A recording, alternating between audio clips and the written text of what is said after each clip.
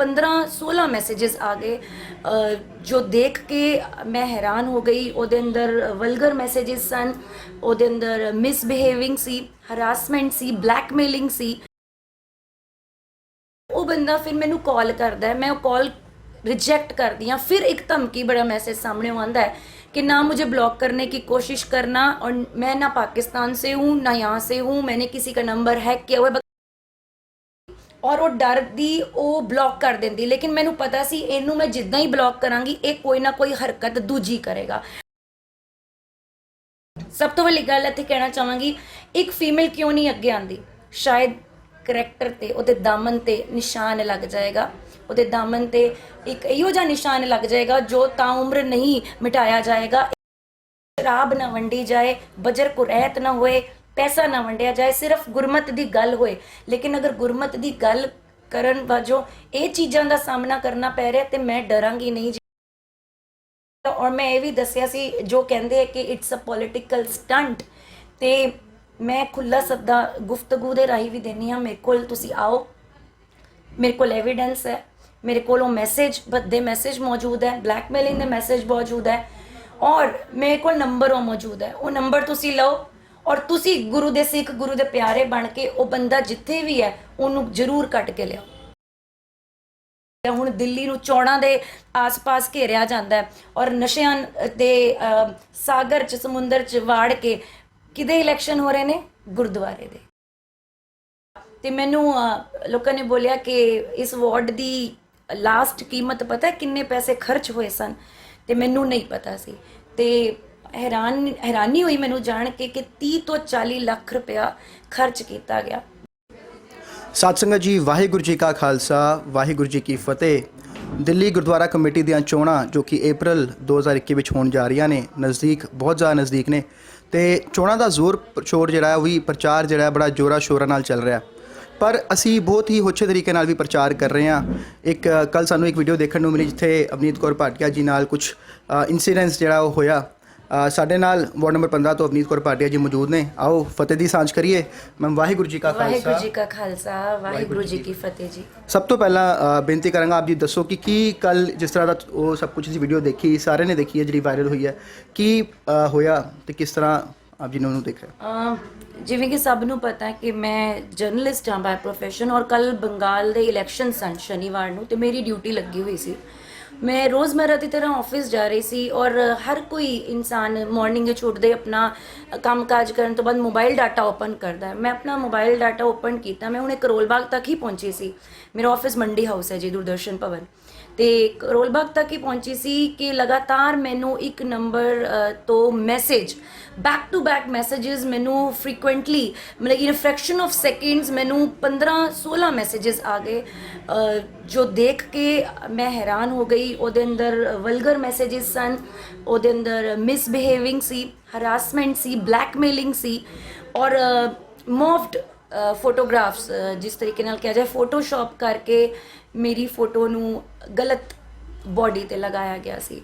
ਬਹੁਤ ਮੰਦਭਾਗੀ ਚੀਜ਼ ਤਾਂ ਮੈਂ ਵੇਖੀ ਕਿ ਮੇਰੀ ਮੰਮਾ ਜੋ ਇਸ ਦੁਨੀਆ 'ਚ ਨਹੀਂ ਨੇ, ਅਕਾਲ ਚਲਾਣਾ ਕਰ ਗਏ ਨੇ, ਉਹਨਾਂ ਦੀ ਫੋਟੋ ਨਾਲ ਵੀ ਖਿਲਵਾੜ ਕੀਤਾ ਗਿਆ, ਜੋ ਬਹੁਤ ਹੋਛੀ ਹਰਕਤ ਲੱਗੀ। ਮੇਰੀ ਮਦਰ ਇਨ ਲਾ, ਉਹਨਾਂ ਦੇ ਵੀ ਟਾਰਗੇਟ ਪਰਿਵਾਰ ਸੀ ਕਿਧਰੇ ਨਾ ਕਿਧਰੇ।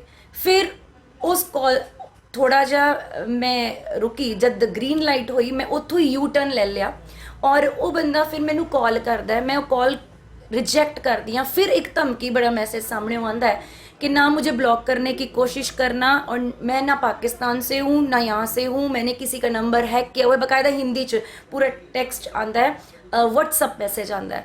उस तो बाद मैं थोड़ी ਉਹਦੇ ਨਾਲ ਗੱਲ ਕਰਨ ਦੀ ਮੈਂ ਕੋਸ਼ਿਸ਼ ਕਰਦੀ ਹਾਂ, ਔਰ ਮੈਂ ਉਹਨੂੰ ਲੋਕੇਸ਼ਨ ਭੇਜ ਦਿੰਦੀ ਹਾਂ BL ਕਪੂਰ, ਕਿਉਂਕਿ ਉਹੀ ਉਹ ਰੈੱਡ ਲਾਈਟ, ਔਰ ਰੈੱਡ ਲਾਈਟ ਕਾਫੀ ਵੱਡੇ ਚਿਰ ਦੀ ਰੈੱਡ ਲਾਈਟ ਹੈ, 130 ਸੈਕਿੰਡਸ ਦੀ ਉਹ ਰੈੱਡ ਲਾਈਟ ਹੈ। ਤੇ ਮੈਂ ਉਹਨੂੰ ਲੋਕੇਸ਼ਨ ਭੇਜ ਦਿੰਦੀ ਹਾਂ, ਔਰ ਉੱਥੋਂ ਮੈਂ ਯੂ ਟਰਨ ਲੈਣ ਦੀ ਕੋਸ਼ਿਸ਼ ਕਰਨੀ ਆ, ਔਰ ਮੈਂ ਉਹਨੂੰ ਬੋਲਣੀ ਆ ਕਿ ਕੋਈ ਨਾ ਕੋਈ ਮੇਰਾ ਕੋਈ ਰਿਸ਼ਤੇਦਾਰ ਅੰਦਰ ICU 'ਚ ਹੈ, ਤੇ ਮੈਨੂੰ ਥੋੜਾ ਟਾਈਮ ਦਿਓ, ਮੈਨੂੰ ਟਾਈਮ ਚਾਹੀਦਾ। ਉਹ ਟਾਈਮ ਮੈਂ ਉਹਦੇ ਕੋਲ ਮੰਗ ਰਹੀ ਸੀ ਥਾਣੇ तक पहुँचने वास्ते, तो उन्हें बोला ठीक है आपको टाइम दिया मैंने, आप मेरे से वो वीडियो कॉल करना चाहता सी, लेकिन मैं वीडियो कॉल रिजेक्ट कर रही सी। मीनवाइल मैं सीधा पुलिस स्टेशन कीर्ति नगर थाना लगता है जी, मैं निवासी रमेश नगर दी हाँ, तो कीर्ति नगर थाना लगता है, ਤੇ ਮੈਂ ਕੀਰਤੀ ਨਗਰ ਥਾਣੇ ਪਹੁੰਚੀ। ਕੀਰਤੀ ਨਗਰ ਥਾਣੇ ਪਹੁੰਚਣ ਤੋਂ ਬਾਅਦ ਮੈਂ ਸਾਈਬਰ ਸੈੱਲ ਦਾ ਮਾਮਲਾ ਹੈ, ਇਹ ਸਿੱਧਾ ਇਹ ਸਾਈਬਰ ਕ੍ਰਾਈਮ ਹੈ ਜੋ ਇੱਕ WhatsApp ਹੁੰਦਾ ਹੈ। ਫਿਰ ਮੈਂ ਉਹਨਾਂ ਨੂੰ ਦੱਸਦੀ ਹਾਂ ਕਿ ਇਹ ਮੇਰੇ ਨਾਲ ਹੁੰਦਾ ਹੈ। ਰਿਟਨ ਕੰਪਲੇਂਟ ਜਾਂਦੀ ਹੈ ਕਿਉਂਕਿ 17 ਸਾਲ ਦਾ ਮੇਰਾ ਮੀਡੀਆ ਦਾ हिस्ट्री है। I am doctorate in PhD in mass communication and journalism. मैं और IP यूनिवर्सिटी भी यही सब्जैक्ट पढ़ानी हाँ। तो मैं निठारी कांड कवर किया, मैं आरुषि मर्डर केस कवर किया, मैं जनकपुरी डिस्ट्रिक्ट सेंटर एक तो बाद एक सुसाइड होए मैं वो कवर किया, अबू सलेम की गिरफ्तारी कवर की, दिल्ली सीरियल ब्लास्ट कवर किए, मुंबई ब्लास्ट कवर किए होर क्योंकि मेरे को क्राइम बीट ही सी। मैं 13 साल क्राइम बीट ते काम किया दिल्ली का और दिल्ली पुलिस वजों मैनू यंगेस्ट रिपोर्टर नाल नवाजिया भी गया। तो जद ये सिचुएशन आई तो अगर मेरी जगह कोई होर बीबी होंदी तो वो घबरा जाती और वो डरदी वो ब्लॉक कर देंदी। लेकिन मैनू पता सी इनू मैं जिद्दां ही ब्लॉक करांगी ये कोई ना कोई हरकत दूजी करेगा। उन्हों स्टैगनेंट करने वास्ते उन्हों रोकण वास्ते मैं उन्हों गल्लां च उलझाई रखिया और पुलिस ने मैनू बोलिया कि तुसीं जिहदा साइबर सैल चले जाओ। साइबर सैल जॉइंट ACP हैगे ने जी रमन लांबा जी। मैं उन्होंने कॉल की और दिल्ली का साइबर सैल का हैड ऑफिस द्वारका है और हर डिस्ट्रिक्ट साइबर सैल के ऑफिस बने हुए हैं। वैस्ट दिल्ली का साइबर सैल का ऑफिस हरीनगर है। मैं उत्थे गई, मेरा फोन WhatsApp वैब जिवें आप ओपन करीदा वो पुलिस ने ओपन किया। उस तो बाद लगातार मैसेज आए गए, फोटोग्राफ्स फिर तो भेजिया गया कि तुम मुझसे बात करो और मैं मीनवाइल उस बंदे नाल गल भी की। WhatsApp कॉल सी सारी कॉल्स और WhatsApp कॉल रिकॉर्ड नहीं होंदियां, स्क्रीन रिकॉर्डिंग ऑन करो तो रिकॉर्ड होंदियां। मैं स्क्रीन रिकॉर्डिंग ऑन की, उन्हें मेरे नाल गल की, फिर मैं उन्होंने हवाला दिता मेरा कोई हॉस्पिटल है, गिव मी सम टाइम। तो मैनू उन्हें बोलिया कितनी देर का टाइम चाहिए, मैंने कहा आधे घंटे का टाइम मुझे दे दो। हिंदी च वार्तालाप सी। उन्हें बोले ठीक है। मैंने कहा सर मैं आपकी सारी बात मानूंगी, आप मुझे आधा घंटा दे दो। पुलिस ने मैंने बोला थोड़ी होर गल करो ये नाल। मैं होर गल की थी कि आप क्या चाहते हैं, कहते हैं मैं जो भी चाहता हूँ मैं तुमसे आराम से बात करूँगा। मीनवाइल पुलिस ट्रेस करने की कोशिश कर रही सी। एक्चुअली ये बहुत मंदभागा भी है, साडे दिल्ली पुलिस को टूल्स नहीं मौजूद। फिर वो नंबर जेड़ा सी जी +322 करके नंबर सी और वो नंबर इन्ना ते हर किसी को पता कि किसका नंबर, वो पाकिस्तान का डोमेन सी लेकिन वो चलाया दिल्ली च जा रहा सी। पुलिस ने लगातार मेरे फोन नू ट्रेस करना शुरू करता कि पहले कोई इहो जी कॉल तो नहीं आई, इहो जी कॉल मैनू कदी नहीं आई। ये हैरानी वाली गल है कि 17 साल दे मेरे मीडिया के हिस्टरी च मीडिया के एक्सपीरियंस मैनू अज तक कोई थ्रैटनिंग नहीं आई। लेकिन जिद्दां ही DSGMC गुरुद्वारा इलैक्शन मैं कदम रखदी हाँ तो उस बेबाकी नाल कदम रखदी हाँ। लेकिन फिर भी बहुत मंदभागी चीज़ है कि मावां नू टारगेट किया गया मेरी और मेरे नाल होर भी बीबियां जो अगे आना चाहदियां ने। सब तो वड्डी गल इत्थे कहना चाहांगी, एक फीमेल क्यों नहीं अगे आंदी? शायद करैक्टर ते उहदे दामन ते निशान लग जाएगा, उहदे दामन ते एक इहो जिहा निशान लग जाएगा जो ताउम्र नहीं मिटाया जाएगा। एक सोसाइटी दे नोच नोच के उन्होंने खाएगी अगर इस तरीके नाल। यही वजह शायद फीमेल्स अगे नहीं आंदियां और मैनू भी डराण दी जो कोशिश की गई। मैं भी दसदा, एक रात पहले मेरे घर चोरी भी होंदी है जी। मैं कॉर राइड करनी आ, कॉर राइड साडी फीमेल्स नू सपोर्ट करती है जी। हर बच्ची बीबी इहदे च आके संडे नू असीं राइड करने आ। मेरी कॉर राइड दी साइकिलां चोरी होंदियां ने एक रात, उस तो सवेरे यह चीज़ होंदा है। तो ये किस तरीके नाल क्यों कीता, किस मंतव नाल कीता जी? मैं तो गल गुरमत दी कीती सी, मैं तो गुरु घर दी कीती सी। मैं तो गल यह कीती सी कि इलैक्शन ना होके सुधार लहर होवे ते इस तरीके दी सुधार होवे कि शराब ना वंडी जाए, बजर कुरैत ना होए, पैसा ना वंडिया जाए, सिर्फ गुरमत दी गल होए। लेकिन अगर गुरमत दी गल करन वजों ये चीज़ां दा सामना करना पै रहा तो मैं डरांगी नहीं जी। संगत सब जानती है और मैं ये भी दसिया सी जो कहते हैं कि इट्स अ पॉलिटिकल स्टंट। तो मैं खुला सद्दा गुफ्तगू दे राही भी देनी हाँ, मेरे कोल तुसी आओ, मेरे कोल एविडेंस है, मेरे कोल मैसेज भद्दे मैसेज मौजूद है, ब्लैकमेलिंग दे मैसेज मौजूद है और मेरे को नंबर वो मौजूद है। वो नंबर तुसी लो और तुसी गुरु दे सिख गुरु दे प्यारे बन के वो बंदा जिथे भी है उन्होंने जरूर कट के लिया। जी संगत जी, ਅਸੀਂ ਗੁਰਦੁਆਰਾ ਕਮੇਟੀ ਦੀਆਂ ਚੋਣਾਂ ਵੱਲ ਲੜ ਰਹੇ ਹਾਂ ਤੇ ਇੰਨੀ ਹੋਛਾਪਨ ਦਿਖਾਣਾ ਇਹ ਚੰਗੀ ਗੱਲ ਨਹੀਂ ਹੈ। ਬੀਇੰਗ ਅ ਯੰਗਸਟਰ ਮੈਨੂੰ ਵੀ ਲੱਗਦਾ ਹੈ ਕਿ ਜਿਹੜਾ ਇਹ ਜੋ ਵੀ ਹੋਇਆ ਹੈ ਇਹ ਬਹੁਤ ਮੰਦਭਾਗਾ ਹੈ। ਸਾਨੂੰ ਵਿਚਾਰਨ ਦੀ, ਸਾਨੂੰ ਸੋਚਣ ਦੀ ਲੋੜ ਹੈ। ਅਵਨੀਤ ਜੀ ਤੁਸੀਂ ਸਭ ਕੁਝ ਦੱਸ ਦਿੱਤਾ ਹੈ ਤੇ ਜਿਹੜੀ ਕੱਲ ਚੋਰੀ ਹੋਈ ਉਹ ਵੀ ਇਸ ਤੋਂ ਹੀ ਰਿਲੇਟਡ ਸੀ, ਤੁਸੀਂ ਇਹ ਮੰਨਦੇ ਹੋ? मैं ਦੇਖੋ, ਇੱਕ ਤੋਂ ਬਾਅਦ ਇੱਕ ਜਦ ਵਾਰਦਾਤ ਹੁੰਦੀ ਹੈ ਨਾ, ਅਗਰ ਤੁਸੀਂ ਇੱਕ ਜਰਨਲਿਜ਼ਮ ਦੀ ਐਥਿਕਸ ਦੀ ਗੱਲ ਕਰੋਗੇ ਜਾਂ ਤੁਸੀਂ police the point of View ਤੋਂ ਗੱਲ ਕਰੋਗੇ, ਤੇ ਪਹਿਲੇ ਵਾਰਦਾਤ ਹੋਈ, ਸਾਈਕਲ ਚੋਰੀਆਂ ਹੋਈਆਂ, ਉਸ ਤੋਂ ਬਾਅਦ ਮਾਰਨਿੰਗ 8:12 ਤੋਂ ਮੈਂ ਨੰਬਰ ਜ਼ਰੂਰ ਬੋਲਣਾ ਚਾਹਾਂਗੀ ਇੱਥੇ, ਕੋਈ ਵੀ ਮੇਰਾ ਵੀਰ ਭੈਣ ਭਰਾ ਮੇਰੇ ਵੱਡੇ ਬਜ਼ੁਰਗ ਇਹ ਪ੍ਰੋਗਰਾਮ ਦੇਖ ਰਹੇ ਹੋਣ, ਉਹ ਜੀ ਇਹ ਨੰਬਰ ਜ਼ਰੂਰ ਨੋਟ ਕਰ ਲਓ ਜਿੱਥੋਂ ਮੈਨੂੰ ਧਮਕੀ ਆ ਰਹੀ ਹੈ, +923338318657. I am repeating again, +923338318657. ਇਹ ਨੰਬਰ ਹੈ ਜੀ, ਮੇਰੇ ਕੋਲ ਸਾਰੇ ਐਵੀਡੈਂਸ ਹੈ। ਤੇ ਅਗਰ ਬਿਠਾਣਾ ਹੀ ਹੈ, ਮੈਂ ਤਾਂ ਕਹਿੰਦੀ ਅਗਰ ਚਾਹਣ ਹੈ, ਅਗਰ ਬਿਠਾਣਾ ਹੀ ਹੈ, ਤੁਹਾਨੂੰ ਲੱਗਦਾ ਹੈ ਕਿ ਮੈਂ ਮਜ਼ਬੂਤ ਹਾਂ, ਮੈਂ ਜੀ ਮੇਰੀ ਇਹ ਪਹਿਲੀ ਪਾਰੀ ਹੈ ਜੀ, ਔਰ ਪਹਿਲੀ ਪਾਰੀ ਮੈਂ ਗੁਰਮਤ ਦੇ ਸਿਧਾਂਤਾਂ ਦੇ ਖਿਲਾਫ ਨਹੀਂ ਜਾਣਾ, ਮੈਂ ਆਪਣੇ ਗੁਰੂ ਦੀ ਗੱਲ ਕਰਨੀ ਹੈ। ਔਰ ਮੈਂ ਸਰਵਿਸ ਕਲਾਸ ਤੋਂ ਹਾਂ ਜੀ, ਮੈਂ ਇੱਕ ਜਰਨਲਿਸਟ ਹਾਂ, ਔਰ ਮੇਰਾ ਪੇਸ਼ਾ ਹਮੇਸ਼ਾ ਜਰਨਲਿਸਟ ਹੀ ਰਹੇਗਾ, ਮੇਰੀ ਤਾਕਤ ਹਮੇਸ਼ਾ ਕਲਮ ਹੀ ਰਹੇਗੀ, ਔਰ ਇਸ ਕਲਮ ਦੀ ਤਾਕਤ ਨਾਲ ਮੈਂ ਜੋ ਅੱਖਰਾਂ ਨੂੰ ਪਰੋ ਕੇ ਵਰਕਿਆਂ ਤੇ ਲਿਖਿਆ ਜਾਂਦਾ, ਜਿਹਨੂੰ ਅਸੀਂ ਨਿਊਜ਼ ਕਹਿੰਦੇ ਆ, ਉਹਨੂੰ ਹੀ ਪੇਸ਼ ਕਰਾਂਗੀ। ਸਿਰਫ ਇੱਕ ਨਜ਼ਰੀਆ ਬਦਲਣਾ ਹੈ ਸੰਗਤ ਦਾ, ਨੌਜਵਾਨ ਪੀੜ੍ਹੀ ਨੂੰ ਅੱਗੇ ਆਉਣ ਦੀ ਅੱਜ ਲੋੜ ਹੈ, ਔਰ ਗੁਰਮਤ ਇਤਿਹਾਸ ਤੇ ਗੁਰਮਤ ਤੇ ਪਹਿਰਾ ਦੇਣ ਦੀ ਲੋੜ ਹੈ। ਉਹ ਬਜਰ ਕੁਰੈਤ ਸ਼ਰਾਬ ਔਰ ਪੈਸਾ ਨਾ ਵੰਡ ਕੇ ਵੀ ਇਲੈਕਸ਼ਨ ਕੀਤੇ ਜਾ ਸਕਦੇ ਨੇ। ਬਸ ਮੇਰੀ ਤੇ ਇਹੀਓ ਇੱਕ ਨਜ਼ਰੀਆ ਸੀ, ਜਿਹਨੂੰ ਪਤਾ ਨਹੀਂ ਕਿਸ ਤਰੀਕੇ ਨਾਲ ਕਿੰਨੇ ਕੀ ਮੰਤਵ ਨਾਲ ਇਹ ਕਰਨ ਦੀ ਕੋਸ਼ਿਸ਼ ਕੀਤੀ ਜੀ। ਜਿਹੜਾ ਮੁਕੱਦਮਾ ਉਹ ਦਰਜ ਹੋ ਚੁੱਕਾ ਹੈ, FIR 507 ਧਾਰਾ 509 67B 66A, ਇਹਦੇ ਤਹਿਤ ਇਹ ਮੁਕੱਦਮਾ ਦਰਜ ਹੋਇਆ ਹੈ, ਔਰ ਜਲਦ ਤੋਂ ਜਲਦ ਜੋ ਬਲੈਕਮੇਲਰ ਹੈ, ਜੋ ਵੀ ਹੈ, ਉਹਨੂੰ ਸ਼ਿਕੰਜਾ ਕੱਸਿਆ ਜਾਏਗਾ।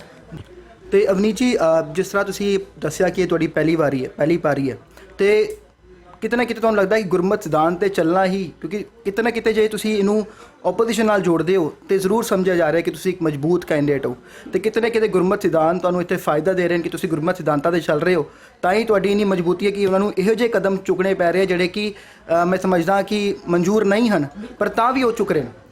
ਬਿਲਕੁਲ ਜੀ, ਇਹ ਮੈਂ ਤੇ ਸਾਰੇ ਕਹਿੰਦੀ, ਇਹ ਜੋ ਵਾਰਡ ਹੈ ਨਾ, ਇਹਦੇ 'ਚ ਜਦ ਮੈਂ ਕਦਮ ਰੱਖਿਆ ਤੇ ਮੈਨੂੰ ਲੋਕਾਂ ਨੇ ਬੋਲਿਆ ਕਿ ਇਸ ਵਾਰਡ ਦੀ ਲਾਸਟ ਕੀਮਤ ਪਤਾ ਕਿੰਨੇ ਪੈਸੇ ਖਰਚ ਹੋਏ ਸਨ, ਤੇ ਮੈਨੂੰ ਨਹੀਂ ਪਤਾ ਸੀ, ਤੇ ਹੈਰਾਨੀ ਹੋਈ ਮੈਨੂੰ ਜਾਣ ਕੇ ਕਿ 30 ਤੋਂ 40 ਲੱਖ ਰੁਪਇਆ ਖਰਚ ਕੀਤਾ ਗਿਆ। ਬਹੁਤ ਮੰਦਭਾਗਾ ਜੀ, ਖਰਚ ਕਿਉਂ ਕਰ ਰਹੇ ਹਾਂ? To gain something. ਫਿਰ ਆਪਾਂ ਬੋਲਨੇ ਅਸੀਂ ਸੇਵਾ ਕਰ ਰਹੇ ਹਾਂ, ਤੇ ਇਹ ਬਹੁਤ ਗਲਤ ਹੈ। ਔਰ ਲੱਗਦਾ ਹੈ ਕਿ ਸਟਰੋਂਗ ਕੈਂਡੀਡੇਟ ਹੈ। ਮੈਂ ਹਾਰਨ ਜਾਂ ਜਿੱਤਣ ਵਾਸਤੇ ਇਸ ਸੁਧਾਰ ਲਹਿਰ 'ਚ ਨਹੀਂ ਆਈ, ਮੈਂ ਸਿਰਫ ਆਪਣਾ ਸੁਨੇਹਾ ਦੇਣ ਆਈ ਹਾਂ ਜੋ ਸੰਗਤ ਤੱਕ ਪਹੁੰਚੇ। ਔਰ ਸੰਗਤ, ਮੈਂ ਹਾਰ ਵੀ ਜਾਵਾਂ ਕੋਈ ਦਿੱਕਤ ਨਹੀਂ, ਲੇਕਿਨ ਸੰਗਤ ਪੈਸੇ ਔਰ ਸ਼ਰਾਬ ਨਾਲ ਆਪਣੀ ਆਉਣ ਵਾਲੀ ਨਵੀਂ ਪਨੀਰੀ ਦਾ ਭਵਿੱਖ ਜਿਹੜਾ ਉਹ ਡਿਸਾਈਡ ਨਾ ਕਰੇ। ਸਾਨੂੰ ਐਜੂਕੇਸ਼ਨ ਦੀ ਲੋੜ ਹੈ, ਸਾਨੂੰ ਆਪਣੇ ਵੱਡਿਆਂ ਬਜ਼ੁਰਗਾਂ ਦਾ ਜਿਹੜੀ ਉਹਨਾਂ ਨੇ ਇੱਕ ਮੁੱਢ ਰੱਖੀ ਸੀ, ਇੱਕ ਗ੍ਰਾਸ ਰੂਟ ਤੋਂ ਵਰਕ ਕਰਨ ਦੀ ਲੋੜ ਹੈ। ਔਰ ਸਾਡੀ ਨਵੀਂ ਪਨੀਰੀ ਨੂੰ ਜੋ ਨਸ਼ਿਆਂ 'ਚ ਫਸ ਰਹੀ ਹੈ, ਪੰਜਾਬ ਫਸ ਗਿਆ, ਹੁਣ ਦਿੱਲੀ ਨੂੰ ਚੋਣਾਂ ਦੇ ਆਸ-ਪਾਸ ਘੇਰਿਆ ਜਾਂਦਾ ਹੈ, ਔਰ ਨਸ਼ਿਆਂ ਦੇ ਸਾਗਰ 'ਚ ਸਮੁੰਦਰ 'ਚ ਵਾੜ ਕੇ ਕਿਹਦੇ ਇਲੈਕਸ਼ਨ ਹੋ ਰਹੇ ਨੇ? ਗੁਰਦੁਆਰੇ ਦੇ। ਤੇ ਬਹੁਤ ਸਭ ਨੂੰ ਪਤਾ ਹੈ ਕਿ ਇਹ ਗਲਤ ਹੈ, ਇਹ ਹੋ ਵੀ ਰਿਹਾ ਗਲਤ ਹੈ, ਲੇਕਿਨ ਕਿਸੇ ਨੇ ਤੇ ਸ਼ਰਾਬ ਵੰਡਣ ਦੀ ਸ਼ੁਰੂਆਤ ਕੀਤੀ ਹੋਏਗੀ। ਮੈਂ ਪਾਸ ਦੀ ਗੱਲ ਕਰ ਰਹੀ ਹਾਂ, ਕਿਸੇ ਨੇ ਤੇ ਪੈਸੇ ਵੰਡਣ ਦੀ ਸ਼ੁਰੂਆਤ ਕੀਤੀ ਹੋਏਗੀ, ਤੇ ਅੱਜ ਕੋਈ ਕਿਸੇ ਅਗਰ ਸ਼ੁਰੂਆਤ ਕਰ ਰਿਹਾ ਉਹਨੂੰ ਰੋਕਣ ਦੀ, ਤਾਂ ਸੰਗਤ ਨੂੰ ਲੋੜ ਹੈ ਅੱਗੇ ਆ ਕੇ ਉਹਨਾਂ ਦੇ ਪਹਿਰਾ ਦੇਣ ਦੀ, ਔਰ ਸਹੀ ਔਰ ਗਲਤ ਦਾ ਫੈਸਲਾ ਆਪ ਸੰਗਤ ਕਰਦੀ ਹੈ।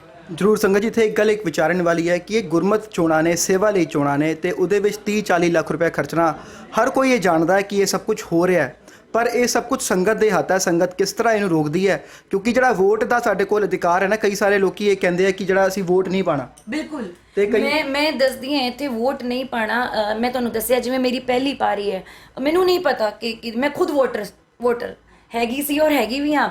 ਜਦ एक अकाउंट्स खंगाले, डॉक्यूमेंट्स खंगाले, 9,500 वोट सिर्फ वार्ड नंबर 15 च है, ਤੇ ਬਾਕੀ ਵਾਰਡਸ ਵਿੱਚ ਵੀ ਸ਼ਾਇਦ ਮਿਲਦੇ ਜੁਲਦੇ ਹੋਣਗੇ, ਲੇਕਿਨ ਲਾਸਟ ਪੋਲਿੰਗ ਦੇਖੀ ਜਾਏ ਤੇ 4,500 ਵੋਟ ਪੈਂਦੀ ਹੈ, ਬਾਕੀ ਵੋਟ ਨਹੀਂ ਪੈਂਦੀ। ਕਿਉਂ ਨਹੀਂ ਪੈਂਦੀ? ਲੋਕੀ ਸਚੇਤ ਨਹੀਂ ਨੇ, ਲੋਕੀ ਆਪਣੇ ਆਗੂ ਨੂੰ ਅੱਗੇ ਲਾਉਣ ਵਾਸਤੇ ਸਚੇਤ ਨਹੀਂ ਨੇ। ਲੇਕਿਨ ਆਖਿਰਕਾਰ ਕੀ ਵਜ੍ਹਾ ਹੈ ਕਿ 4,500 ਬੰਦਾ ਘਰੋਂ ਬਾਹਰ ਹੀ ਨਹੀਂ ਨਿਕਲਦਾ? ਔਰ ਜਦ ਸਭ ਮੈਂ ਇੱਥੇ ਬੋਲਾਂਗੀ, ਜਦ ਪਤਾ ਲੱਗਿਆ ਕਿ ਮੈਂ ਇੱਥੇ ਚੋਣਾਂ 'ਚ ਅੱਗੇ ਆਈ ਹਾਂ, ਮੈਂ ਖੜੀ ਹੋਣ ਦੀ ਗੱਲ ਨਹੀਂ ਕਰਦੀ, ਲੜਾਈ ਦੀ ਗੱਲ ਨਹੀਂ ਕਰਦੀ, ਚੋਣਾਂ 'ਚ ਅੱਗੇ ਆਈ ਹਾਂ ਆਪਣਾ ਮਤ ਦੇਣ, ਤੇ ਸੰਗਤ ਨੇ ਆ ਕੇ ਬਹੁਤ ਪਿਆਰ ਦਿੱਤਾ ਜੀ। ਔਰ ਇੱਥੇ ਆਫਿਸ ਵਿੱਚ ਰੋਜ਼ ਬਹੁਤ ਸਾਰੀ ਸੰਗਤ ਵੋਟ ਬਣਾਉਣ ਵਾਸਤੇ ਲੈ ਆਂਦੀ ਹੈ, ਲੇਕਿਨ ਹੁਣ ਪ੍ਰਕਿਰਿਆ ਜਿਹੜੀ ਉਹ ਬੰਦ ਹੋ ਗਈ ਹੈ। ਔਰ ਸੰਗਤ ਇਹੀ ਬੋਲਦੀ ਹੈ ਕਿ ਭੈਣ ਜੀ ਤੁਸੀਂ ਖੜੇ ਹੋਏ ਹੋ ਨਾ, ਇਸ ਕਰਕੇ ਅਸੀਂ ਵੋਟ ਬਣਾਉਣੀ ਹੈ, ਨਹੀਂ ਤੇ ਅਸੀਂ ਅੱਜ ਤੱਕ ਕਦੀ, ਅਸੀਂ 30 ਸਾਲ ਤੋਂ 20 ਸਾਲ ਤੋਂ ਇੱਥੇ ਰਹਿ ਗਏ, ਅਸੀਂ ਵੋਟ ਨਹੀਂ ਦਿੱਤੀ ਕਦੀ। ਤੇ ਇਹ ਬਹੁਤ ਸੋਚਣ ਵਾਲੀ ਗੱਲ ਹੈ ਕਿ ਅੱਜ ਲੋੜ ਹੈ ਸੰਗਤ ਨੂੰ ਅੱਗੇ ਆਉਣ ਦੀ, ਔਰ ਇੱਕ ਗੁਰਦੁਆਰਾ ਇਲੈਕਸ਼ਨਸ ਨੂੰ ਇੱਕ ਨਵੀਂ ਮੁਹਾਰ ਦੇਣ ਦੀ ਲੋੜ ਹੈ ਅੱਜ। ਜੀ ਬਿਲਕੁਲ ਸੰਗਤ ਜੀ, ਇਹ ਇੰਟਰਵਿਊ ਜਿਹੜੀ ਆ ਉਹ ਤੁਹਾਡੀ ਅੱਖਾਂ ਵੀ ਖੋਲੇਗੀ, ਕਿਉਂਕਿ ਸਾਨੂੰ ਸਾਰਿਆਂ ਨੂੰ ਪਤਾ 30-40 ਲੱਖ ਰੁਪਏ ਵੀ ਅਸੀਂ ਖਰਚ ਕਰ ਰਹੇ ਹਾਂ। ਕਈ ਸਾਰੀ ਸੰਗਤ ਇਸ ਤਰ੍ਹਾਂ ਦੀ ਵੀ ਹੈਗੀ ਹੈ ਜਿਹੜੀ ਉਹਨਾਂ ਦੀ ਵੋਟ ਬਣੀ ਹੈ, ਪਰ ਉਹ ਵੋਟ ਪਾਣ ਨਹੀਂ ਜਾਂਦੇ। ਉਹ ਕਹਿੰਦੇ ਕਿ ਸਾਨੂੰ ਕੀ ਲੈਣਾ ਹੈ ਗੁਰਦੁਆਰਾ ਕਮੇਟੀ ਤੋਂ। ਪਰ ਜ਼ਰੂਰ ਆਪਾਂ ਸਾਰੇ ਇਸ 'ਤੇ ਵਿਚਾਰ ਕਰੀਏ, ਜ਼ਰੂਰ ਇਸ ਵਾਰੀ ਆਪਣਾ ਵੋਟ ਜਿਹੜਾ ਉਹ ਵੀ ਜ਼ਰੂਰ ਪਾਈਏ। ਅਵਨੀਤ ਜੀ, ਇੱਥੇ ਇੱਕ ਗੱਲ ਮੈਂ ਆਪ ਜੀ ਕੋਲੋਂ ਪੁੱਛਾਂਗਾ ਕਿ ਇਸ ਵਾਰੀ ਆਪ ਜੀ ਇਲੈਕਸ਼ਨ ਲੜ ਰਹੇ ਹੋ, ਜ਼ਰੂਰ ਸੰਗਤ ਨੂੰ ਦੱਸੋ ਕਿ ਅੱਗੇ ਤੁਹਾਡੇ ਕੀ ਏਜੰਡਾ ਨੇ, ਤੇ ਕੀ ਤੁਸੀਂ ਇਸ ਤਰ੍ਹਾਂ ਦਾ ਸੁਧਾਰ ਲੈ ਕੇ, ਤੁਸੀਂ ਕਹਿ ਰਹੇ ਹੋ ਸੁਧਾਰ ਲਹਿਰ ਹੈ, ਕੀ ਸੁਧਾਰਨਾ ਚਾਹੁੰਦੇ ਹੋ ਗੁਰਦੁਆਰਾ ਕਮੇਟੀ ਦੇ ਅੰਦਰ? ਜਿਹੜਾ ਕੁਝ ਗਲਤ ਹੋ ਰਿਹਾ, ਕੀ ਤੁਸੀਂ ਅੱਗੇ ਲੈ ਕੇ ਆਓਗੇ ਤੇ ਕਿਸ ਤਰ੍ਹਾਂ? ਦੇਖੋ ਜੀ, ਮੇਰੀ ਕਿਰਤ ਹੀ ਸਭ ਕੁਝ ਹੈ, ਔਰ ਮੇਰੇ ਕੋਲ ਕੋਈ 30-40 ਲੱਖ ਜਾਂ 10 ਲੱਖ 5 ਲੱਖ ਤੱਕ ਵੀ ਨਹੀਂ ਹੈ। ਤੇ ਮੇਰੇ ਕੋਲ ਲਿਟਰੇਚਰ ਬਹੁਤ ਹੈ, ਗੁਰੂ ਮਹਾਰਾਜ ਦਾ ਲਿਟਰੇਚਰ ਬਹੁਤ ਹੈ, ਤੇ ਆਪਾਂ ਲਿਟਰੇਚਰ ਘਰ ਘਰ ਪਹੁੰਚਾਵਾਂਗੇ। 400 ਸਾਲਾ ਗੁਰੂ ਤੇਗ ਬਹਾਦਰ ਸਾਹਿਬ ਜੀ ਦਾ ਲਿਟਰੇਚਰ ਘਰ ਘਰ ਪਹੁੰਚਾਵਾਂਗੇ, ਤਾਂ ਕਿ ਸਾਖੀਆਂ ਘਰ ਤੱਕ ਪਹੁੰਚਣ। ਪਹਿਲੇ ਮਾਵਾਂ, ਦਾਦੀਆਂ, ਨਾਨੀਆਂ ਬੱਚਿਆਂ ਨੂੰ ਸਾਖੀਆਂ ਸੁਣਾਉਂਦੀਆਂ ਸਨ। ਗੁਟਕਾ ਸਾਹਿਬ ਦੀ ਸੇਵਾ ਕਰਾਂਗੇ ਜੀ, ਔਰ ਇੱਕ ਲਹਿਰ ਚਲਾਈ ਹੈ ਜੀ, ਸਹਿਜ ਪਾਠ ਦੀ ਲਹਿਰ ਚਲਾਈ ਹੈ ਕਿ ਕਿਸੇ ਵੀ ਮਾਈ ਭਾਈ ਨੂੰ ਸਹਿਜ ਪਾਠ ਕਰਨਾ ਹੋਏ ਤੇ ਉਹ ਸੇਵਾ ਦੇ ਸਕਦਾ ਮੈਨੂੰ, ਮੈਂ ਇਹ ਸੇਵਾ ਸੰਭਾਲ ਸਕਦੀ ਹਾਂ। ਲੇਕਿਨ ਅਗਰ ਬੋਲੋਗੇ ਕਿ ਸ਼ਰਾਬਾਂ ਦੇ ਡੱਟ ਖੋਲ ਕੇ ਦੇ ਸਕਨੇ ਆ, ਤੇ ਇਹ ਨਹੀਂ ਕਰ ਸਕਦੇ, ਨਾ ਹੋਰ ਕੋਈ ਕੁਰੈਤ ਦਾ ਜਿਹੜਾ ਉਹ ਸਹਾਰਾ ਲੈ ਸਕਦੇ ਆ। ਇੱਥੇ ਗੱਲ ਤੁਸੀਂ ਮੈਨੀਫੈਸਟੋ ਦੀ ਕੀਤੀ, ਇਸ ਵਾਰਡ ਵਿੱਚ ਕਦੀ ਅੰਮ੍ਰਿਤ ਸੰਚਾਰ ਨਹੀਂ ਹੋਇਆ ਜੀ। ਇਹ ਬਹੁਤ ਸੋਚਣ ਵਾਲੀ ਗੱਲ ਹੈ, ਕਦੀ ਅੰਮ੍ਰਿਤ ਸੰਚਾਰ ਨਹੀਂ ਹੋਇਆ। ਮੇਰਾ ਇੱਥੇ ਵਿਆਹ ਹੋਏ ਮੈਨੂੰ 12 ਸਾਲ ਹੋ ਗਏ ਆ, ਇਹ ਇੱਥੇ ਕਦੀ ਅੰਮ੍ਰਿਤ ਸੰਚਾਰ ਨਹੀਂ ਹੋਇਆ। ਬਹੁਤ ਸੋਚਣ ਵਾਲੀ ਗੱਲ ਹੈ, ਅੰਮ੍ਰਿਤ ਸੰਚਾਰ ਕਿਉਂ ਨਹੀਂ ਹੋਇਆ, ਇੱਕ ਅੰਮ੍ਰਿਤ ਸੰਚਾਰ ਦੀ ਲਹਿਰ ਕਿਉਂ ਨਹੀਂ ਚਲਾਈ ਗਈ? ਤੇ ਉਹ ਜ਼ਰੂਰ ਕਰਾਂਗੇ, ਅੰਮ੍ਰਿਤ ਸੰਚਾਰ ਦੀ ਇੱਕ ਲਹਿਰ ਚੱਲੇ, ਤਾਂ ਕਿ ਸਾਡੀ ਆਉਣ ਵਾਲੀ ਨਵੀਂ ਪਨੀਰੀ ਗੁਰੂ ਦੇ ਲੜ ਲੱਗੇ, ਔਰ ਉਹਨੂੰ ਇਤਿਹਾਸ ਪਤਾ ਹੋਏ ਕਿ ਅੰਮ੍ਰਿਤ ਸੰਚਾਰ ਕਿਉਂ ਜ਼ਰੂਰੀ ਹੈ। ਤੇ ਇਹ ਮੈਨੀਫੈਸਟੋ ਰਹੇਗਾ ਬੀਬੀਆਂ ਵਾਸਤੇ। ਮੈਨੀਫੈਸਟੋ ਜੋ ਹੈ ਉਹ ਰਹੇਗਾ ਕਿ ਬੀਬੀਆਂ ਘਰ ਬਹਿ ਕੇ, ਬੀਬੀਆਂ 'ਚ ਹੱਥਾਂ ਦਾ ਹੁਨਰ ਬਹੁਤ ਹੈ, ਤੇ ਉਹਨਾਂ ਨੂੰ ਅਸੀਂ ਬਾਹਰ ਜਾ ਕੇ ਕਚਹਿਰਾ ਬਣਵਾਉਂਦੇ ਆ, ਤੇ ਉਹ ਬੀਬੀਆਂ ਨੂੰ ਘਰ ਬੈਠ ਕੇ ਬੋਲਾਂਗੇ ਕਿ ਤੁਸੀਂ ਬਣਾਓ, ਉਹਨਾਂ ਨੂੰ ਵੀ ਸਹਾਇਤਾ ਹੋਏਗੀ, ਤੇ ਬਾਹਰ ਵੇਚਣ ਵਾਲੇ ਵੀ ਉਹਨੂੰ ਘੱਟ ਰੇਂਜ 'ਚ ਉਹਨੂੰ ਵੇਚ ਸਕਦੇ ਆ। ਉਸ ਤੋਂ ਬਾਅਦ ਯੂਥ ਦੀ ਗੱਲ ਹੋਏਗੀ, ਗੁਰਧਾਮਾਂ ਦੇ ਦਰਸ਼ਨਾਂ ਦੀ ਗੱਲ ਹੋਏਗੀ, ਉਹ ਕੀਤੀ ਜਾਏਗੀ। ਇੱਥੇ ਗੋਲਕ ਦਾ ਇਸਤੇਮਾਲ ਸਿਰਫ ਗੁਰੂ ਘਰ ਵਾਸਤੇ, ਗੁਰੂ ਸੰਗਤ ਵਾਸਤੇ ਹੋਏਗਾ, ਔਰ ਮੈਂ ਡੇਲੀ ਆਪਣੀ ਜਿਹੜੀ ਰੂਟੀਨ ਹੈ ਆਫਿਸ ਦੀ ਉਹ ਜਾਰੀ ਰਹੇਗੀ। ਹੋਰ ਇੱਥੇ ਜੀ ਇੱਕ ਗੁਰੂ ਰਾਮਦਾਸ ਪਬਲਿਕ ਸਕੂਲ ਹੈ, ਉੱਥੇ ਬਹੁਤ ਜਾਣ ਕੇ ਹੈਰਾਨੀ ਹੋਏਗੀ, ਪ੍ਰਿੰਸੀਪਲ ਸਾਹਿਬਾਨ ਦੀ ਜਿਹੜੀ ਸੈਲਰੀ ਹੈ ਮਹਿਜ਼ 4000 ਹੈ, ਔਰ ਟੀਚਰਸ ਨੂੰ 1200-1300 ਦਿੱਤੇ ਜਾਂਦੇ ਆ।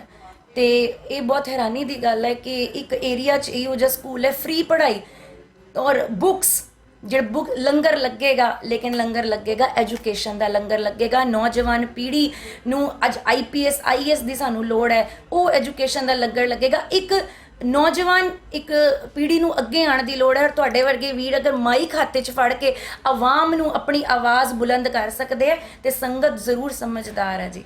ਤੇ ਜ਼ਰੂਰ ਮੇਰਾ ਵੀ ਸਵਾਲ ਇਹੀ ਸੀ ਕਿ ਆਪਾਂ ਐਜੂਕੇਸ਼ਨ ਤੇ ਵੀ ਇੱਕ ਵਾਰੀ ਗੱਲ ਕਰੀਏ ਕਿ ਜਦੋਂ ਤੁਹਾਨੂੰ ਸੇਵਾ ਮਿਲ ਜਾਂਦੀ ਹੈ, ਮੇਰਾ ਆਖਰੀ ਸਵਾਲ ਹੈ ਕਿ ਜਦੋਂ ਤੁਹਾਨੂੰ ਸੇਵਾ ਮਿਲ ਜਾਂਦੀ ਹੈ, ਤੁਸੀਂ ਗੁਰਦੁਆਰਾ ਕਮੇਟੀ ਜਾਂਦੇ ਹੋ, ਤਾਂ ਤੁਸੀਂ ਸਿਰਫ ਰਮੇਸ਼ ਨਗਰ ਦੇ ਨਹੀਂ ਸਗੋਂ ਪੂਰੀ ਦਿੱਲੀ ਦੀ ਸੇਵਾ ਸੰਭਾਲ ਕਰੋਗੇ। ਤੇ ਐਜੂਕੇਸ਼ਨ ਜਿਹੜਾ ਮੁੱਦਾ ਇਸ ਵੇਲੇ ਬਹੁਤ ਚਰਚਾ 'ਚ ਹੈਗਾ, ਕਿਉਂਕਿ ਟੀਚਰਾਂ ਨੂੰ ਸੈਲਰੀ ਨਹੀਂ ਮਿਲ ਰਹੀ, ਜਿਹੜਾ GHPS ਦਾ ਮਿਆਰ ਗਿਰ ਰਿਹਾ, ਉਹਦੇ ਬਾਰੇ ਕਈ ਸਾਰੇ ਰੋਡ ਮੈਪ ਜਿਹੜੇ ਆ ਉਹ ਦਿੱਲੀ ਕਮੇਟੀ ਨੂੰ ਦਿੱਤੇ ਗਏ ਆ, ਤੇ ਟੀਚਰਸ ਨੇ ਵੀ ਕਿਹਾ ਕਿ ਆਪਾਂ ਆਪਣਾ ਰੋਡ ਮੈਪ ਬੈ ਕੇ ਆਈਏ, ਤੇ ਉਹ ਖੁੱਲ੍ਹ ਕੇ ਜਿਹੜੀ ਵੀ ਪਾਰਟੀ ਹੈ ਜਿਹੜੀ ਰੋਡ ਮੈਪ ਦਿੰਦੀ ਹੈ ਉਹਨਾਂ ਨਾਲ ਬੈ ਕੇ ਗੱਲ ਕਰਦੀ ਹੈ, ਉਹ ਸਪੋਰਟ ਕਰਨ ਨੂੰ ਤਿਆਰ ਹੈ। ਉਹਦੇ ਬਾਰੇ ਆਪ ਜੀ ਦੇ ਕੀ ਵਿਚਾਰ ਨੇ? ਆਪ ਜੀ ਉਹਨਾਂ ਬਾਰੇ ਕੀ ਪਲਾਨ ਰੱਖਦੇ ਹੋ? ਮੈਂ ਕਿਸੇ ਵੀ ਪਾਰਟੀ ਨੂੰ ਕਦੀ ਇੱਥੇ ਅਪੋਜ਼ ਕਰਨ ਨਹੀਂ ਹੈ, ਮੈਂ ਕਿਸੇ ਨੂੰ ਗਲਤ ਨਹੀਂ ਕਹਿਣਾ, ਕਿਸੇ ਨੂੰ ਮੈਂ ਸਹੀ ਨਹੀਂ ਕਹਿਣਾ, ਲੇਕਿਨ ਮੈਂ ਹਮੇਸ਼ਾ ਵਿਸ਼ਵਾਸ ਰੱਖਦੀ ਹਾਂ ਕਿ ਮੈਂ ਕਿਸੇ ਦੀ ਲਾਈਨ ਮਿਟਾਉਣ ਤੋਂ ਅੱਛਾ ਮੈਂ ਆਪਣੀ ਲਾਈਨ ਵੱਡੀ ਕਰਦਾ। ਅਗਰ ਅੱਜ ਗੱਲ ਕਰੀਏ ਸਕੂਲਾਂ ਦੀ ਗੱਲ ਕਰੀਏ, ਰਿਆਨ ਇੰਟਰਨੈਸ਼ਨਲ, ਭਟਨਾਗਰ, ਸਲਵਾਨ, ਬਾਲ ਭਾਰਤੀ, ਇਹੋ ਜਿਹੇ ਸਕੂਲ 'ਚ ਜਾਣਾ ਸਾਡੇ ਬੱਚੇ ਜ਼ਿਆਦਾ ਪਸੰਦ ਕਰਦੇ। ਕਿਉਂ? ਕਿਉਂਕਿ ਤੁਸੀਂ ਬੋਲਿਆ ਮਿਆਰ ਗਿਰੀ ਹੋਈ ਹੈ। ਅਗਰ ਵੋਕੇਸ਼ਨਲ ਕੋਰਸਿਸ ਦੀ ਗੱਲ ਕਰੀਏ ਵੋਕੇਸ਼ਨਲ ਕੋਰਸਿਸ ਅੱਜ ਬਹੁਤ ਜ਼ਿਆਦਾ ਨੇ ਜੋ +2 ਚ ਤੋਂ ਪਹਿਲਾਂ ਹੀ ਬੱਚੇ ਸਿੱਖ ਸਕਦੇ ਨੇ। ਸਕਿੱਲ ਡਿਵੈਲਪਮੈਂਟ ਦੇ ਕੋਰਸ ਨੇ, PMKY ਦੇ ਕੋਰਸ ਨੇ, ਅਟਲ ਯੋਜਨਾ ਹੈਗੀ ਹੈ। ਅੱਜ ਬੱਚਾ ਲੀਗਲ ਸਟੱਡੀਜ਼ ਆਪਟ ਕਰ ਸਕਦਾ 10th ਤੋਂ ਬਾਅਦ, ਲੇਕਿਨ ਸਾਡੇ ਸਕੂਲਾਂ 'ਚ ਨਹੀਂ ਹੈ। ਮਾਸ ਮੀਡੀਆ ਆਪਟ ਕਰ ਸਕਦਾ 10th ਤੋਂ ਬਾਅਦ, ਹੋਟਲ ਮੈਨੇਜਮੈਂਟ ਕਰ ਸਕਦਾ 10th ਤੋਂ ਬਾਅਦ। ਇੱਕ ਆਪਸ਼ਨਲ ਕੋਰਸ ਰਹਿੰਦਾ ਜਿਹਦੇ 'ਚ ਬੱਚੇ 'ਚ ਹੁਨਰ ਆਉਂਦਾ ਹੱਥ ਦਾ, ਤੇ ਤਾਂ ਕਿ ਉਹ 12th ਕ੍ਰਾਸ ਕਰਨ ਤੋਂ ਬਾਅਦ ਵੀ ਇੱਕ ਵਧੀਆ ਤਰੀਕੇ ਨਾਲ ਪੜ੍ਹਾਈ ਕਰੇ ਤੇ ਨਾਲ ਆਪਣੀ ਆਮਦਨੀ ਵੀ ਕਰ ਸਕੇ। ਤੇ ਇਹੋ ਜਿਹੇ ਕੋਰਸਿਸ ਦੀ ਘਾਟ ਹੈ ਔਰ ਇਹ ਮੁਸ਼ਕਿਲ ਨਹੀਂ ਹੈ ਲੈਣੇ। CBSE ਬਹੁਤ ਅੱਛੇ ਤਰੀਕੇ ਨਾਲ ਸਿਰਫ ਵੇਖਣਾ ਚਾਹਦੀ ਹੈ ਕਿ ਸਕੂਲ ਅੰਦਰ ਮੈਨੇਜਮੈਂਟ ਕੀ ਹੈ, ਸਕੂਲ ਦੇ ਅੰਦਰ ਪ੍ਰੋਸੀਜਰ ਕੀ ਹੈ ਔਰ ਸਕੂਲ ਦੇ ਅੰਦਰ ਕਿੰਨੀ ਜਗ੍ਹਾ ਮੌਜੂਦ ਹੈ। ਇਹ ਸਭ 3 ਚੀਜ਼ਾਂ ਹੈਗੀਆਂ ਨੇ। ਮੈਂ ਖੁਦ ਉਸ ਮੀਡੀਆ ਦੀ ਜਿਹੜੀ ਕਮੇਟੀ ਹੈ CBSE ਦੀ, ਉਹਦੇ 'ਚ ਖੁਦ ਮੈਂ ਪੇਪਰ ਡਿਜ਼ਾਈਨ ਕਰਦੀ ਹਾਂ ਮੀਡੀਆ ਦਾ, ਤੇ ਉਹ ਸਿਰਫ ਇਹ 3 ਚੀਜ਼ਾਂ ਤੇ ਪਹਿਲੂਆਂ ਤੇ ਗੌਰ ਫਰਮਾਉਂਦੀ ਹੈ ਔਰ ਇਹ ਤਿੰਨੋਂ ਚੀਜ਼ਾਂ ਸਾਡੇ ਕੋਲ ਹੈਗੀਆਂ ਨੇ। ਸਾਡੇ ਕੋਲ ਪਲੇਸ ਵੀ ਹੈ, ਸਾਡੇ ਕੋਲ ਪ੍ਰੋਸੀਜਰ ਵੀ ਹੈ, ਸਾਡੇ ਕੋਲ ਟੈਕਨੀਕਲ ਸਪੋਰਟ ਵੀ ਹੋ ਸਕਦੀ ਹੈ, ਕੋਈ ਜ਼ਿਆਦਾ ਖਰਚਾ ਨਹੀਂ ਹੈ। ਤੇ ਕਿਉਂ ਨਾ ਇਹ ਆਪਸ਼ਨਲ ਕੋਰਸਿਸ, ਵੋਕੇਸ਼ਨਲ ਕੋਰਸਿਸ ਨੂੰ ਇੱਕ ਵਾਰੀ ਰਿਵਾਈਵ ਕੀਤਾ ਜਾਏ ਤਾਂ ਕਿ ਬੱਚਿਆਂ ਦਾ ਰੁਝਾਨ ਜਿਹੜਾ ਹੈ ਉਹ ਸਕੂਲਾਂ 'ਚ, ਸਿੱਖ ਸਕੂਲਾਂ 'ਚ ਖਾਸ ਤੌਰ ਤੇ ਦੁਬਾਰਾ ਹੋਵੇ। ਜ਼ਰੂਰ ਸਾਡੇ ਨਾਲ ਜੁੜਨ ਲਈ ਆਪ ਜੀ ਦਾ ਬਹੁਤ ਬਹੁਤ ਸ਼ੁਕਰੀਆ। ਤੇ ਅਸੀਂ ਵੀ ਗੁਫ਼ਤਗੂ ਵੱਲੋਂ ਵੀ ਅਪੀਲ ਕਰਾਂਗੇ ਕਿ ਇਸ ਵਾਰੀ ਜਿਹੜੇ ਵੀ ਕੈਂਡੀਡੇਟ ਆਪਾਂ ਚੁਣੀਏ ਉਹ ਜ਼ਰੂਰ ਪੜ੍ਹੇ ਲਿਖੇ ਹੋਣ ਤੇ ਸਾਨੂੰ ਭਰੋਸਾ ਹੋਏ ਕਿ ਉਹ ਕੌਮ ਦੀ ਸੇਵਾ ਕਰਨਗੇ, ਤੇ ਨਾ ਕਿ ਅਸੀਂ 30-40 ਲੱਖ ਰੁਪਏ ਲਗਾਉਣ ਵਾਲੇ ਕੈਂਡੀਡੇਟ ਨੂੰ ਜਾਂ ਸ਼ਰਾਬ ਵੰਡਣ ਵਾਲੇ ਕੈਂਡੀਡੇਟ ਨੂੰ ਇਸ ਵਾਰੀ ਵੋਟ ਪਾਈਏ। ਆਓ ਜੀ ਫਤਿਹ ਦੀ ਸਾਂਝ ਕਰੀਏ। ਵਾਹਿਗੁਰੂ ਜੀ ਕਾ ਖਾਲਸਾ, ਵਾਹਿਗੁਰੂ ਜੀ ਕੀ ਫਤਿਹ।